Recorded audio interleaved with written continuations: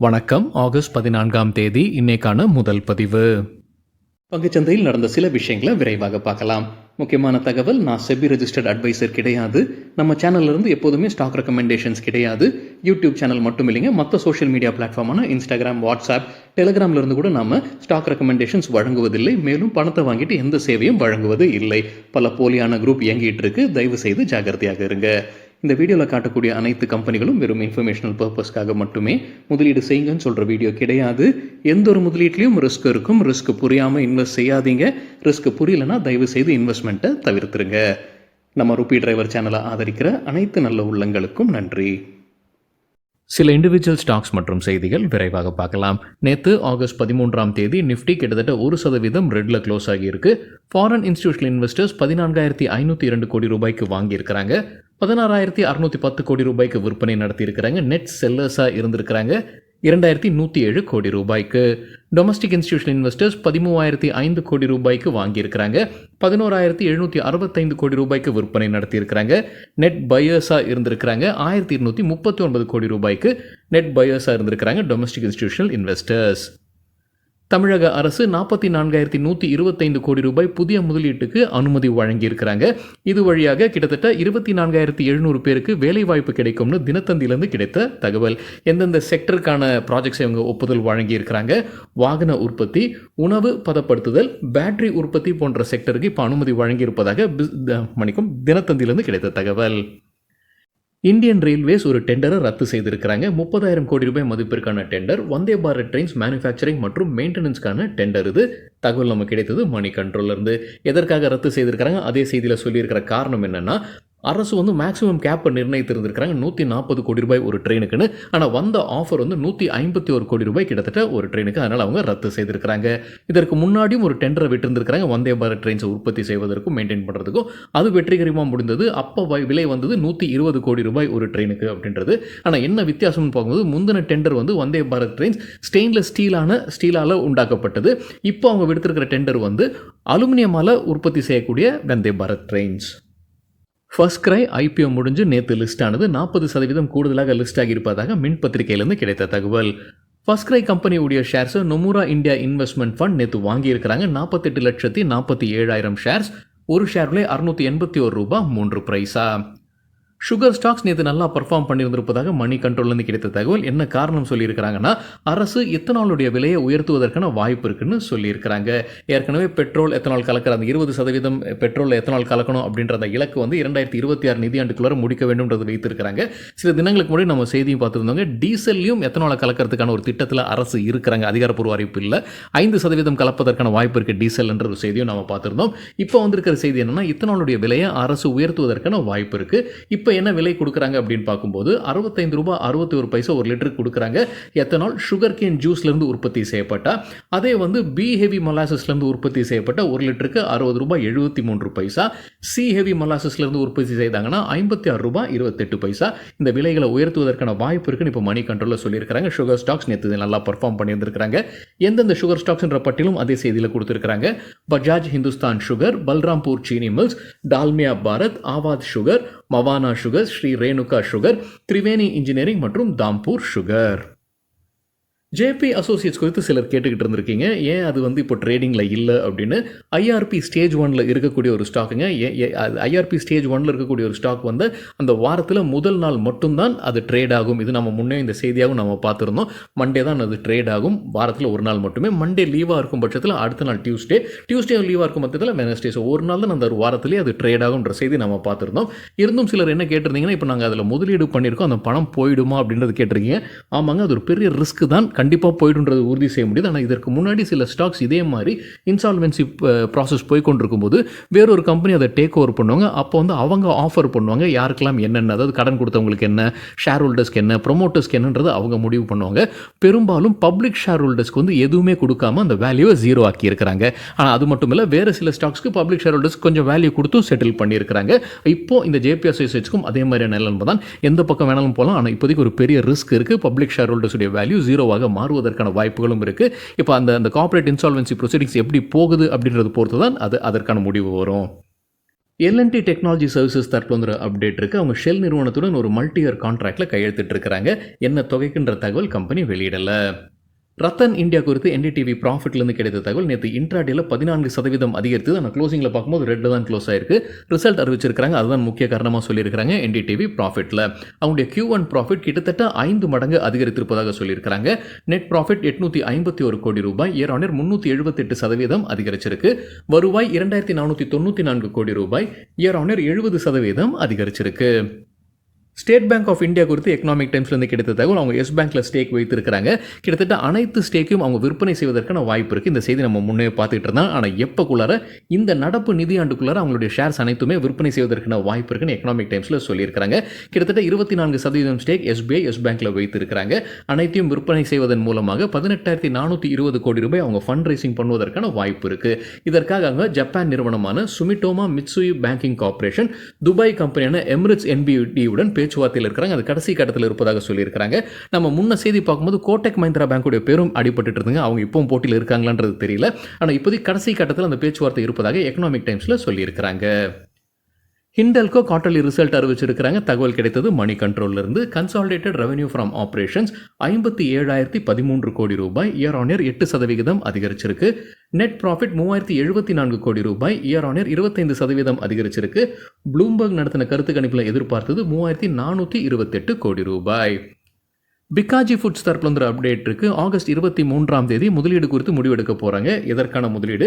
அரிபா foods private லிமிடெட்ல stake வாங்குவது குறித்து ஆகஸ்ட் 23ஆம் தேதி முடிவெடுக்கப்படும். இந்த Ariba foods private limited frozen food பிசினஸ்ல இருக்கக்கூடிய நிறுவனம். மணப்புரம் ஃபினான்ஸ் டிவிடெண்ட் அறிவிச்சிருக்கிறாங்க. ஒரு ஷேருக்கு ₹1. அதற்குரிய record date August 26. Rainbow children's medicare quarterly result அறிவிச்சிருக்கிறாங்க. ரெவென்யூ 3,302 மில்லியன் ரூபாய், இயர் ஆன் இயர் 15% அதிகரிச்சிருக்கு. குவார்டர் ஆன் குவார்டர் 3% விழுந்திருக்கு. ப்ராஃபிட் ஆஃப்டர் டாக்ஸ் 397 மில்லியன் ரூபாய், இயர் ஆன் இயர் 4% விழுந்திருக்கு. குவார்டர் ஆன் குவார்டர் 22% விழுந்திருக்கு. Astra microwave products quarterly result அறிவிச்சிருக்கிறாங்க. Consolidated பேசிஸில் வருவாய் 155 கோடி ரூபாய், போன வருடம் இதே குவார்ட்டரில் 134 கோடி ரூபாயாக இருந்திருக்கு. ப்ராஃபிட் ஆஃப்டர் டாக்ஸ் 7 கோடி ரூபாய், போன வருடம் இதே குவார்ட்டரில் 7 கோடி ரூபாய் நஷ்டத்தில் இருந்திருக்கிறாங்க. ஸ்டீல் அத்தாரிட்டி ஆஃப் இந்தியாவுக்கு பிரபுதாஸ் லீலாதர் செல் ரேட்டிங் கொடுத்துருக்காங்க. எதிர்பார்க்குற டார்கெட் ₹112. ஐஷர் மோட்டர்ஸ்க்கு பை ரேட்டிங் கொடுத்துருக்காங்க. பிரபுதாஸ் லீலாதர் எதிர்பார்க்குற டார்கெட் ₹5,335. இண்டஸ் டவர் முன்னவே பைபேக் அறிவிச்சிருக்கிறாங்க. அதற்கான அப்டேட்ஸ் வெளியிட்டிருக்கிறாங்க. பின்னணி என்னன்னு பார்க்கும்போது 5.6 கோடி ஈக்விட்டி ஷேர்ஸை திரும்ப பெற போகிறாங்க. இந்த செய்தியெல்லாம் முன்னவே சொன்னது தான். அதாவது ஒட்டுமொத்த ஈக்விட்டி ஷேர்ஸில் 2.1%, ₹465 அவங்க விலையை நிர்ணயித்திருக்கிறாங்க ஒரு ஷேருக்கு. ஒட்டுமொத்தமாக 2,640 கோடி ரூபாய் செலவு செய்ய இருக்கிறாங்க இந்த பைபேக் இருக்கு. இப்போ என்ன புது அப்டேட் கொடுத்துருக்காங்கன்னா, எப்போ ஓப்பன் ஆகுது ஆகஸ்ட் 14ஆம் தேதி, எப்போ முடிவடையுது ஆகஸ்ட் 21ஆம் தேதி. ரிசர்வ்டு கேட்டகரியில் வரக்கூடிய ஷேர் ஹோல்டர்ஸ் கிட்ட இருந்து ஒரு ஈக்விட்டி ஷேரை திரும்ப பெறாங்க. 4 ஈக்விட்டி ஷேர்ஸ் வைத்திருந்தால் ரெக்கார்ட் டேட் படி. ஜெனரல் கேட்டகரியில் வரக்கூடிய ஷேர் ஹோல்டர்ஸ் கிட்ட இருந்து 5 ஈக்விட்டி ஷேர்ஸை திரும்ப பெறாங்க.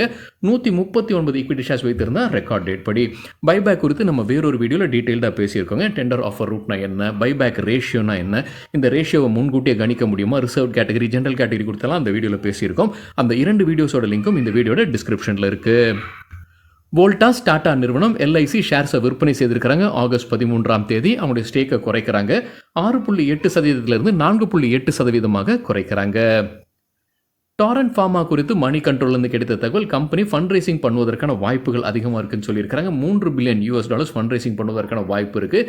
எதற்காக இந்த ஃபண்ட் ரைசிங்? JB கெமிக்கல்ஸில் ஸ்டேக் வாங்குவதற்காக இந்த பணத்தை பயன்படுத்துவதற்கான வாய்ப்பு இருக்குன்னு மணி கண்ட்ரோலில் சொல்லியிருக்கிறாங்க. LTI மைண்ட்ரி தரப்பு அப்டேட் இருக்குது. அவங்களுக்கு டேக்ஸ் நோட்டீஸ் வந்திருக்கு. 62 கோடி ரூபாய் டேக்ஸ் கட்ட சொல்லி நோட்டீஸ் வந்திருக்கு மும்பை அத்தாரிட்டிஸ் கிட்ட இருந்து. இது நிதியாண்டு 2019-20க்கானது. ஆலம்பிக் ஃபார்மாவுடைய ஒரு மருந்துக்கு United States Food and Drug Administration ஒப்புதல் வழங்கியிருக்கிறாங்க.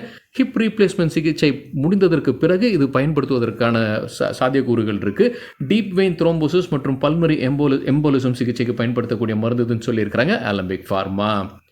GE பவர் இந்தியா லிமிடெட் தரப்பு அப்டேட் இருக்குது. அவங்களுக்கு ஒரு ஆர்டர் கிடச்சிருக்கு. ஸ்டீக் எனர்ஜி சர்வீசஸ் கிட்ட இருந்து 47 கோடி ரூபாய் மதிப்பிற்கான ஆர்டர் இது. சம்பதனா மதர்சன் இன்டர்நேஷனல் குவார்ட்டர்லி ரிசல்ட்டை அறிவிச்சிருக்கிறாங்க. கன்சாலிடேட்டட் ரெவென்யூ 28,868 கோடி ரூபாய், இயர் ஆன் இயர் 29% அதிகரிச்சிருக்கு. ப்ராஃபிட் ஆஃப்டர் டாக்ஸ் 994 கோடி ரூபாய், இயர் ஆன் இயர் 65% அதிகரிச்சிருக்கு. Medi Assist health care services May மாதத்தில் டிவிடெண்ட் அறிவிச்சிருக்கிறாங்க ₹4. அதற்கான ரெக்கார்ட் டேட்டை இப்போ கொடுத்துருக்காங்க செப்டம்பர் 6ஆம் தேதி. வேதாந்தா தரப்புல ஒரு அப்டேட் இருக்குது. ஹிந்துஸ்தான் ஜிங்க்ல அவங்க ஸ்டேக் வைத்திருக்கிறாங்க. அதில் 11 கோடி ஈக்விட்டி ஷேர்ஸ், அதாவது 2.6% ஸ்டேக் அவங்க விற்பனை செய்ய இருக்கிறாங்க ஆஃபர் ஃபார் சேல் வழியாக. அப்போலோ ஹாஸ்பிட்டல்ஸ் குவார்டர்லி ரிசல்ட்டை வெளியிட்டிருக்கிறாங்க. கன்சாலிடேட்டட் ரெவென்யூ ₹5086 கோடி, இயர் ஆன் இயர் 15% அதிகரிச்சிருக்கு.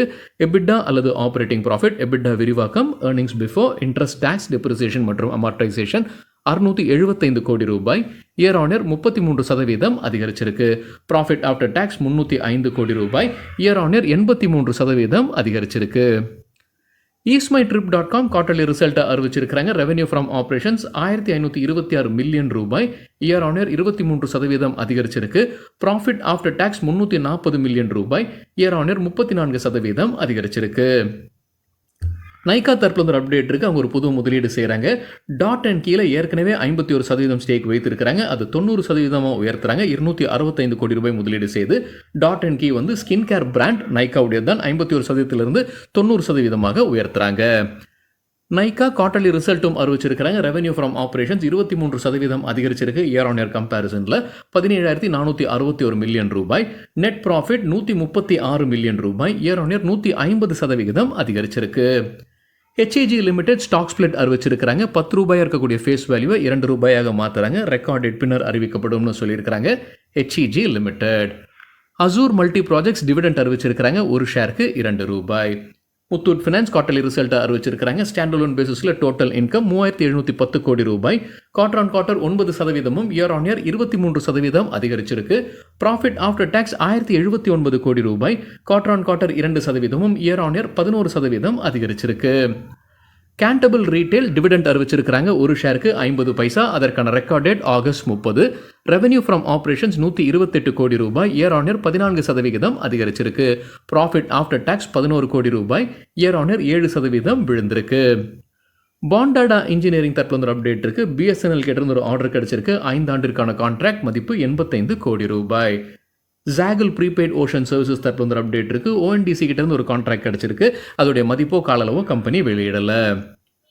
ஜிண்டால் ஸ்டெயின்லெஸ் தரப்புல ஒரு அப்டேட் இருக்கு. கம்பெனிக்கு ஒரு அங்கீகாரம் கிடைச்சிருக்கு. பிரம்மோஸ் ஏரோஸ்பேஸ் பிரைவேட் லிமிடெட் கிட்ட இருந்து குவாலிஃபைட் வெண்டர்ன்ற அந்தஸ்து கிடைச்சிருக்கு. அவங்களுடைய ஸ்டீல் ஷீட்ஸ் மற்றும் பிளேட்ஸ் உற்பத்தி செய்யறாங்க ஹிசார் ஹரியானால இருந்து. அதற்காகத்தான் இந்த அங்கீகாரம் கிடைத்திருப்பதாக சொல்லியிருக்கிறாங்க. ஜிண்டால் ஸ்டெயின்லெஸ் அவங்க இந்த பிரம்மோஸ்க்கு வந்து சப்ளை பண்றாங்க. ஹீரோ மோட்டோகார்ப் குவார்டர்லி ரிசல்ட்டை அறிவிச்சிருக்கிறாங்க. ஹையஸ்ட் எவர் ரெவென்யூ மற்றும் ப்ராஃபிட் ஆஃப்டர் டாக்ஸ் இந்த குவார்டர்லன்னு சொல்லியிருக்கிறாங்க. ரெவென்யூ ₹10,144 கோடி, இயர் ஆன் இயர் 16% அதிகரிச்சிருக்கு. ப்ராஃபிட் ஆஃப்டர் டாக்ஸ் ₹1,123 கோடி, இயர் ஆன் இயர் 36% அதிகரிச்சிருக்கு. டிஷ் டிவி குவார்டர்லி ரிசல்ட்டை அறிவிச்சிருக்கிறாங்க. Operating revenue ₹4,553 million, quarter on quarter 12% அதிகரிச்சிருக்கு. இயர் ஆன் இயர் 9% விழுந்திருக்கு. எபிட்டா அல்லது operating profit ₹1,645 million, year on year 23% விழுந்திருக்கு. கம்பெனி நஷ்டத்தில் இருக்கிறாங்க. ₹16 மில்லியன் நஷ்டத்தில் இருக்கிறாங்க. போன வருடம் இதே குவார்டரில் ₹205 மில்லியன் ப்ராஃபிட்டில் இருந்திருக்கிறாங்க. வேஸ்கான் இன்ஜினியர்ஸ் தரப்புல ஒரு அப்டேட் இருக்குது. அவங்களுக்கு ஒரு ஆர்டர் கிடைச்சிருக்கு. மும்பையிலிருந்து மெடிக்கல் காலேஜ் கட்டுவதற்கான ஆர்டர். அதோடைய மதிப்பு ₹331 கோடி. டெக்னோகிராஃப்ட் இண்டஸ்ட்ரீஸ் பைபேக் அறிவிச்சிருக்கிறாங்க. 2,88,889 ஈக்விட்டி ஷேர்ஸை திரும்ப பெறாங்க. ஒட்டுமொத்த ஈக்விட்டி ஷேர்ஸில் 1.26%. விலை நிர்ணயித்திருப்பது ₹4,500. நேற்று க்ளோசிங்லேருந்து ஒப்பிட்டு பார்க்கும்போது 38% கூடுதலாக விலையை நிர்ணயித்திருக்கிறாங்க. ஒட்டு மொத்தமாக ₹130 கோடி செலவு செய்கிறாங்க இந்த பைபேக்கிற்கு. அதற்கான record date August 27. IRCTC quarterly ரிசல்ட்டை அறிவிச்சிருக்கிறாங்க. NDTV ப்ராஃபிட்லேருந்து கிடைத்த data. Revenue year on year 12% அதிகரிச்சிருக்கு. எண்ணிக்கை ₹1,120 கோடி. எதிர்பார்த்தது ₹1,175 கோடி. நெட் ப்ராஃபிட் 33% அதிகரிச்சிருக்கு. எண்ணிக்கை ₹308 கோடி. ஆகஸ்ட் 14ஆம் தேதி இன்னைக்கு குவார்டர்லி ரிசல்ட் அறிவிக்கக்கூடிய சில கம்பெனிகளுடைய பெயர்கள்: Hindustan aeronautics, Ola electric, Mazagon Dock ship builders, Glenmark pharma, EID Parry, Reliance power, Rajesh exports மற்றும் PC jewellers. Gainers with high volume பட்டியலை விரைவாக பார்க்கலாம். இது நேற்றுக்கான டேட்டா. ஹை வால்யூம்னு எப்படி சொல்கிறோன்னா, நேற்று வால்யூமுடன் கடந்த 10 நாளுக்கான ஆவரேஜ் வால்யூமை கம்பேர் செய்து 100%க்கு மேலே இருக்கிற சில ஸ்டாக்ஸ்.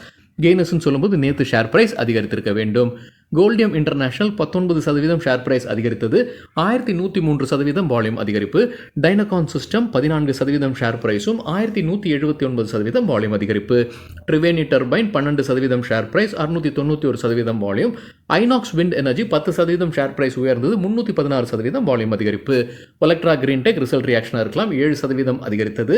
1280% வால்யூம் அதிகரிப்பு. ராணே மெட்ராஸ் 7% ஷேர் பிரைஸும் 1600% வால்யூம் அதிகரிப்பு. ப்ளூ ஸ்டார் 6% அதிகரித்தது. 265% வால்யூம் அதிகரிப்பு.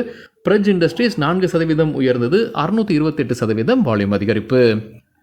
லூசர்ஸ் வித் ஹை வால்யூம் பட்டியலில் விஷ்ணு பிரகாஷ் 17% விழுந்தது. 160% வால்யூம் அதிகரிப்பு. ஆர்த்தி இண்டஸ்ட்ரீஸ் 15% வீழ்ச்சி. 1081% வால்யூம் அதிகரிப்பு. ஸ்வெலக்ட் எனர்ஜி 14% விழுந்தது. 564% வால்யூம் அதிகரிப்பு. வின்லாஸ் பயோடெக் 12% வீழ்ச்சி. 378% வால்யூம் அதிகரிப்பு. கோத்தாரி ப்ராடக்ட் 10% விழுந்தது. 126% வால்யூம் அதிகரிப்பு. இ முத்ரா 8% வீழ்ச்சி. 270% வால்யூம் அதிகரிப்பு. ஹெரன்பா 8% வீழ்ச்சி. 470% வால்யூம் அதிகரிப்பு. சரிங்க, இதுதான் சில விஷயங்கள் என்னுடைய பார்வைக்கு எட்டியது. நன்றி, வணக்கம்.